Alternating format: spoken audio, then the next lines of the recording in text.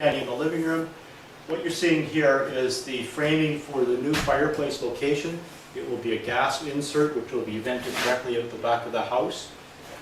What was previously here is a wood-burning fireplace. In fact, there were 3 wood-burning fireplaces backing onto each other. We brought the whole thing down, right down to the basement, and that's freed up this corner space. But the main thing that it's done is it's reduced or eliminated these chimneys, which are actually just drawing heat out of the house on a continuous basis. Back in the old days, wood-burning fireplaces was a very traditional thing to do. It was a nice thing to have, cozy up a home, but they were terrible heat loss systems.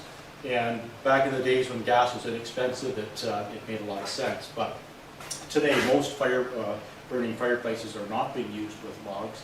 Quite often they're used as gas inserts. Those flues are still in the open position for many of them, and it's just drawing heat out of your house on a continuous basis. The other issue with the fireplaces is where the brick is meeting the outside walls. These tend to be places where the air could get in and also moisture penetration. So that's just one example of working with the conditions that we have and modifying it for the new plan.